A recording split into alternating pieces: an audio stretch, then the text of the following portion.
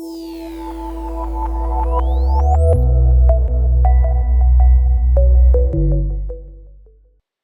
everyone, this is CJ from Wintuition MTG, and today we are doing a set review on the murders at Karlov Manor. So first off, we're going to talk about what we chose, or I should say how we chose them.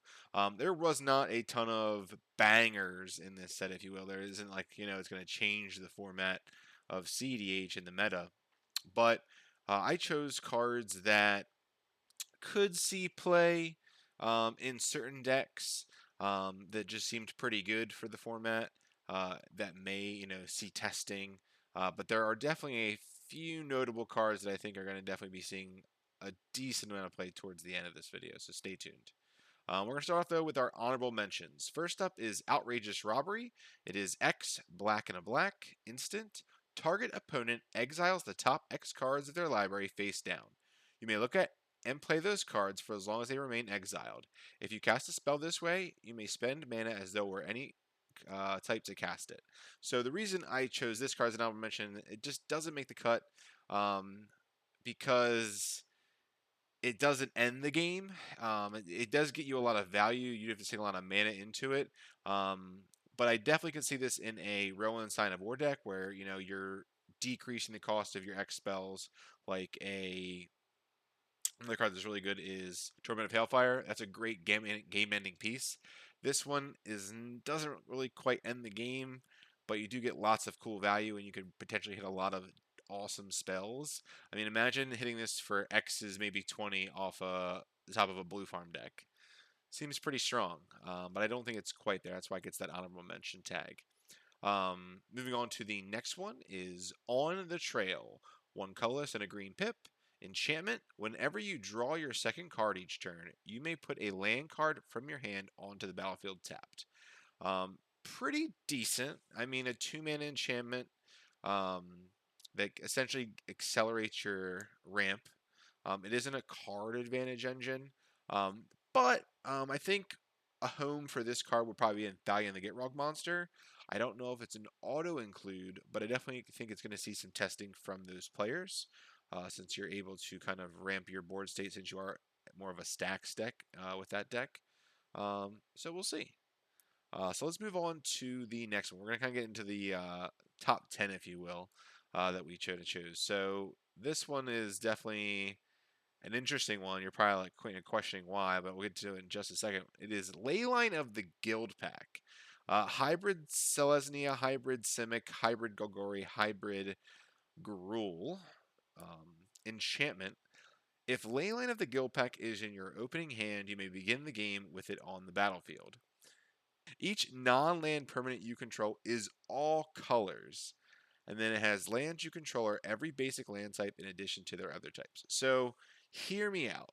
I am a Sisay player, and there are times where I don't have that colored pip legendary count to get Sisay, that extra pip, that extra buff that I need to get that one creature I need out of my deck.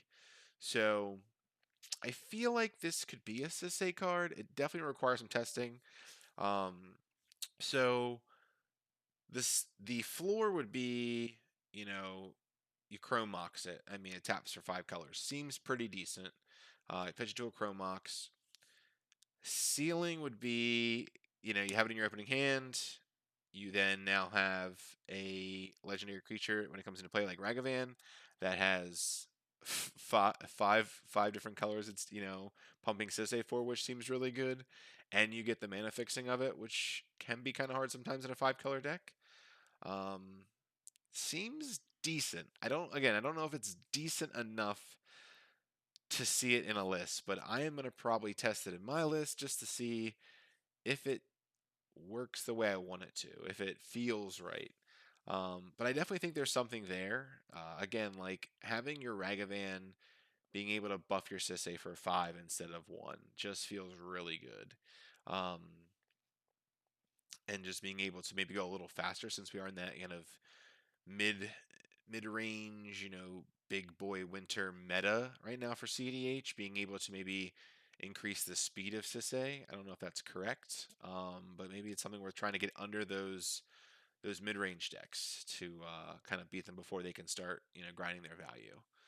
Um, so yeah, I really like this card. Again, I don't know if it's going to see play, but I'm going to test it. And I think other cEDH players should maybe give it a test because again, putting this under a Chrome Mox and getting tapping for Wooburg seems pretty solid. Um, Next up is, I guess you could say number 9 is Call a Surprise Witness, a colorless white sorcery. Return target creature card with mana value 3 or less from your graveyard to the battlefield. Put a flying counter on it. It's a spirit in addition to its other types. So the reason I chose this card, it is a white reanimation spell, which is pretty solid. Um, for cEDH, a lot of our good things that we want to recur are Ranger Captain, Grand Abolisher, um, Dockside. And while all of those are good, one of the reasons why I chose this is it specifically says put a flying counter on it, which immediately made me think of Time. Like, again, I don't know if it's needed in Time, but it does have a lot of synergy with that specific deck, being able to recur out of the graveyard, put a counter on it. So I don't know. I don't know if it's a nice way to get that extra counter that you need, that extra recursion piece in the deck. I am not a Time player, nor will I ever play Time, but Time players out there, if you're watching this, let us know in the comments below if this is a Time card. I'm curious if my assumptions are correct. But I definitely think it's a good card. Also, just white reanimation. I know they gave us Helping Hand last set from Lost Caverns of Ixalan. Um, this is slightly better, but again, not super increase in power creep or anything like that. But that's number 9. Moving on to number 8. No More Lies. White and a blue. Instant. Counter target spell unless its controller pays 3. If that spell is countered this way, exile it instead of putting it in its owner's graveyard. So, at first glance, when I read this card, it made me immediately think of a cross between if Dovin's Veto and Force of Negation and Miscast had a baby. So you have the blue white mana of Dovin's Veto. You have the counter unless you pay 3 from Miscast, and then you have the exile effect of Force of Negation. The other important part that I think that is relevant with this text is counter target spell. It does not specify non-creature, which I think is really relevant. There are a lot of creature meta decks right now. I would say, Blood Pod is one of them. Time, things like Dockside loops, and being able to shut them off of that seems really good. I don't know. Um, Again, a lot of counter suites in cEDH are pretty tight already. I know a lot of people are off Dovin's Veto, and I don't know if this makes the cut. I know we just got access denied from Lost Caverns of Ixalan. It's again another blue-white instant counter spell. The pay 3, that's what kind of just kind of down ticks the power of it. If it was just counter target spell, and then exile it instead of putting it in its graveyard, I think it would definitely see a lot more play. But again, since it has that counter and unless they pay 3 stipulation attached to it, it doesn't make it as good. Again, a decent counter spell. I don't again these are all cards that I'm not sure if they're going to see play, but definitely potentially cEDH playable. Um, so yeah, moving on to number, let's see, 7. All right, I'm kind of excited about this one, and I'm curious if you guys would agree with me on this. Pick your poison. It's a 1 green sorcery. Choose one. So it's a modal card, so you get to choose your mode essentially. Each opponent sacrifices an artifact. Each opponent sacrifices an enchantment, and each opponent sacrifices a creature with flying. So again, it is sorcery speed. It is a green card. And I know green isn't super relevant in the meta per se. Besides, a couple decks, Thrasios, Dargo, Tiam, a couple others. I know Corvold's coming back. But the reason I chose this card, and again, since we are in a Mystic meta, being able to cast this while there are three enchantments in play, and most of the time it's a Rhystic Study, and just getting a 3-for-1 on 3 Rhystic Studies feels really strong. Again, that's the ceiling I feel like with this this card. There's not I shouldn't say there's not many enchantments ran. Um, Besides Rhystic and Mystic in most decks, you're going to have the occasional Blind Obedience, Deafening Silence, Counterbalance for some control decks. I definitely think it's decent. It does again having the modes on it to be able to have a flex card feels really strong, um, and I think it's probably worth testing and just getting them when you're able to cast it and you see two Rhystics in play and you just cast it and choose the second mode of every each opponent sacrifices an enchantment, and it's there goes their Rhystics, there goes their card advantage. Um, Moving on to number 6. This one has already seen a lot of chatter online, on Twitter, things like that. It is Crime Novelist. It is a 2 colorless or generic and a red creature goblin bard. Whenever you sacrifice an artifact, put a 1/1 counter on Crime Novelist and add a red. It is a 1/3. Now, there's already several combos with this card. I'm not going to go over them today. Number, let's see, 5 is going to be Long Goodbye. It is a instant one colorless generic and a black. This spell can't be countered, and what I thought was really interesting is this. It has the kind of reminder text or kind of subtext of this includes by the ward ability, which is I feel like is very strong. And then it has destroy target creature or planeswalker with mana value 3 or less. So the reason I chose this card is one, I feel like again instant speed, 2 mana removal. At 2 mana, it's not the best conversion rate when a lot of people are running swords in their white decks and things like that. But 2 mana is still pretty relevant. Not terrible, not breaking your bank on your ad nauses. Um, but the specific inclusion of this includes by the ward ability is insane. Now I will say, while it's insane, there is not many creatures in the meta that have ward besides everyone's well-known Tivit, which is a 6 CMC creature, so it doesn't become relevant there. But this is kind of hot tech for against a Sisay list. Again, a lot of Sisay players, on the Planeswalker lines that involve Aminatu, or a Tyvar, or a Saheeli Ray, an Oko. I was about to say Lotho. Oko. Being able to interrupt that seems very good, and could be. I could even see a flex spot in Italian deck for this. Again, since you are going for the late game and just having that extra bit of removal seems really strong. And since some decks do run Flowering of the White Tree, which gives ward to legendary creatures, also feels pretty strong. You don't have to worry about paying the extra one for that to get around the ward. It's already just uncounterable, which seems good. Um, but who knows? I mean, maybe they'll print some other strong legendary creatures that are going to see play in cEDH soon. They're just kind of prepping us for that that band-aid we're going to need to rip off soon. Because again, I mean, they're printing ward on everything now. I feel like ward is the new treasure. I feel like we've got all these treasure cards, and now we're getting all these ward cards. Um, so yeah, that's Long Goodbye. Again, I think it's going to see some testing in certain decks. Probably, a blue black deck or something along those lines. Maybe even a mono black deck potentially. Who knows? Um, I will say the next 3 cards really has me feeling like this is White's year for commander cards and cEDH cards. Um, Next one up is number 4, Trouble in Pairs. It is a 2 generic white and a white enchantment. And this baffles me with how much you know this does. If an opponent would begin an extra turn, that player skips that turn instead.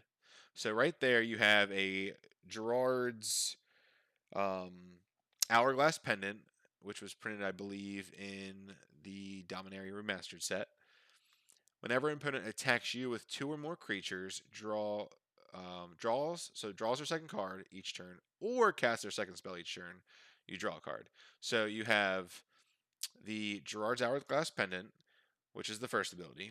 Whenever an opponent attacks you with 2 or more creatures, that is Also from them set, it is Mangar the Diplomat. That's that ability.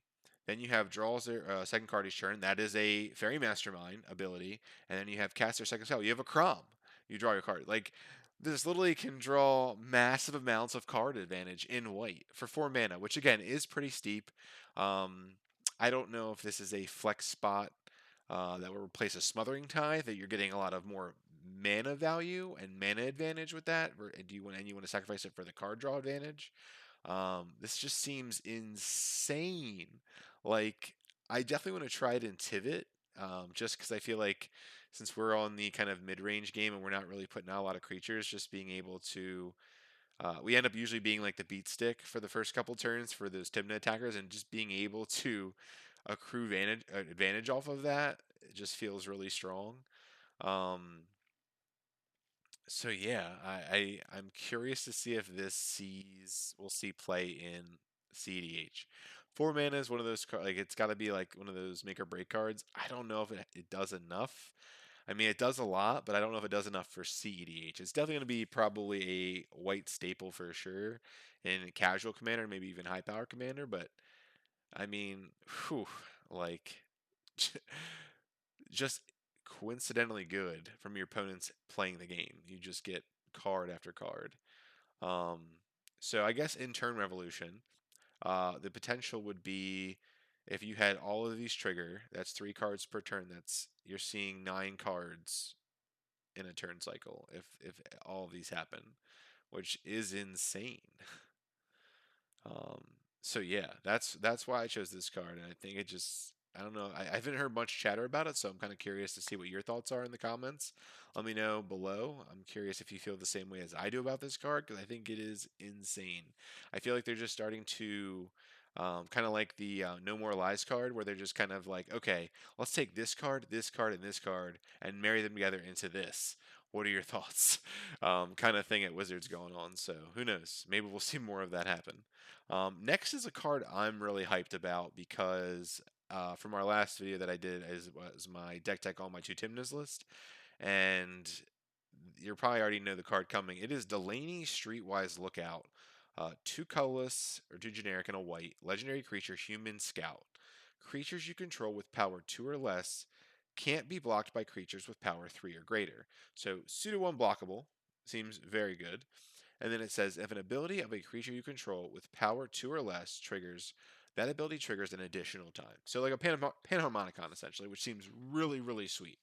Um, so everyone's kind of hyping about this card as well. It's mono white. It does a lot. Um, but here's the thing, right? So it's definitely a really good card. I don't think it's going to be hard to see if it's going to be better in the 99 or on its own as the commander, as the face card. But I really think it's going to be, and I'm going to call it now, I think it's going to be better in the 99 um, for cEDH, 100%. Being able to capitalize on double Timna triggers seems very strong to double your card advantage. Not only does that happen, but you also have Dockside, 1 power creature, double the Dockside ETBs, super good. Now, also, it allows you to make your Timnas pseudo unblockable. Now, again, you're going to have a lot of creatures that are roughly the same power toughness in a game, but there are some creatures that have higher power, and you could potentially get around. So you get, kind of gives you that safe attack during a game sometimes, which can be relevant because card advantage wins games. And I definitely think it's a very strong card. And again, it's any trigger. One card that I was really hyped about with this was Deep Gnome Terramancer in my two Timnas deck. Having these two out, you could potentially profit 6 lands on your upkeep, 2 from each player when they crack a fetch and put a land into play. So good, like bonkers good. Um, so yeah, I think she's definitely going to see play in Malcolm Timnalis for sure. Being able to get 2 Malcolm treasures, potentially even 4 Malcolm treasures in a turn. The the floor is low, but the ceiling is super high. And again, the more cards are going to print and that are 2 power or less, it's just this card's just going to keep getting better and better. So I'm really hyped about this card. Moving on to number two. Um, I know Comedian did a full episode on this, and I definitely, after watching it, like I totally agree with him. Um, Doorkeeper Thrall, colorless and a white, creature thrall, flash flying, artifact creatures entering the battlefield don't cause abilities to trigger, and it is a 1/2. This card is really, really strong. Um, it is a great stacks piece because not only does it stop artifacts, it also stops creatures. So you're getting two for the price of one. It does have a larger butt, being a 1/2, so it doesn't automatically die to a Bowmasters. And the key word here is flash. Like hands down, you're able to essentially get some, a gotcha someone per se, or you know, be able to save this card to prevent a dockside loop or a a dockside with Sisay activation. Like you're just stopping them in their tracks. Like I feel like it's a great stacks piece for that. But my thing is again, I don't know if this new deck's gonna be developed with this card. For me, like I run Tivit, I want my ETP so I get my my initial uh, engine going with that. I don't know if it's worth putting in the deck, but I definitely think maybe like again, I'm not super familiar with other decks except for the ones that I play like by heart, but Blood Pod maybe, stacks effect pretty strong. Don't know if it's worth putting in the deck, but could be. Um, I know in my two Timness list, I'm probably going to put it in there. It's just another good stacks piece that people have to try and get through, which is really strong. Maybe even Malcolm Timna. I know that's seeing a decent amount of play. I know it's not top meta deck, but again, a decent deck that it could fit in. It is a Timna attacker being a 1/2 with flying and flash. You can cast it on the end step, attack with it the next turn.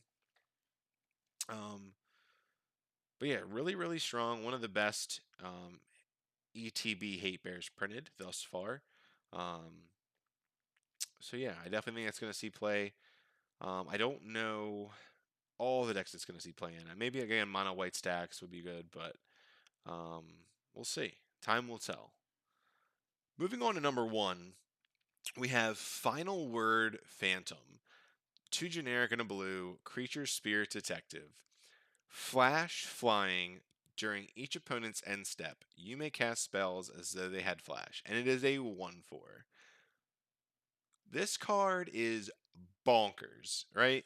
Um, and let me kind of put it in a situation that will kind of get you on the same thinking level as me, because I'm like baffled by this card. This card is literally insane. Again, maybe I'm over hyping or over speculating or overthinking this card, but here, I'm just gonna give you the example. So a lot of times, in cEDH, someone casts a silence during someone else's upkeep to prevent them from going off or going for the win, right? If this card is out, or let's say you have plenty of open mana to cast this card plus other cards, or have treasures, whatnot, which sometimes we do in a game, you cast the silence to protect the table from losing on someone else's turn who is obviously the threat. Obviously, they're going to make sure that silence resolves. But then, when they move to end step, you just go for it because they can't stop you unless, again, in some situations, auto war, things like that. But you just are able to go off in the end step safe with that. Like that is crazy. That is another thing you're gonna have to look out for in C pods now is someone having this card or having the open mana for this card, potential final word phantom mana, uh, with us when the silence is in play or what have you. A ranger, someone crashes the ranger captain, like oh, this is gonna give me like PTSD during games now, like because I know this is gonna happen. Um, I'm sure Blue Farm is gonna be playing this card, being that it is not only a great effect but also a Timna attacker. Um, I mean, it's just like being able just to like at the floor, you're able to cast, your Timna attackers on end step, seal on end step, gamble on end step, like. But then the ceiling is just win on end step with no interruptions. It just feels really, really strong. And again, 3 mana, not super, super, a hang up for most decks, being the effect that it has. Flying flash and that big effect at the bottom. And again, it's not going anywhere. It's a 1/4. Like, it has a huge butt. It's not going to die to a Bowmasters. This card is insane. And I think by far going to see the most play in the format. And again, that is my opinion. I could be totally wrong, but this card is the nuts. Like, I'm still like don't have words to just continue with how strong I think this card is. But yeah, again, this was just a quick little set review. Again, no super um, bangers that are gonna warp the meta of cEDH like LOTR did, but some decent potential cards to play. I mean, most notable being Final Word Phantom, Doorkeeper Thrall, Delaney, maybe Trouble in Pairs. But again, I think these are all decent cards to maybe test, see what works. Maybe they're meta calls, who knows? But again, yeah, I think it looks like a fun set to definitely draft and play and do pre-release. I know I'm going to be doing my pre-release this weekend. So let me know in the comments below, what are some of your hot takes on these cards that we picked from the Murders at Karlov Manor set? We would love to hear it. And we'll see you next time on Wintuition MTG, the Sixth Sense of EDH.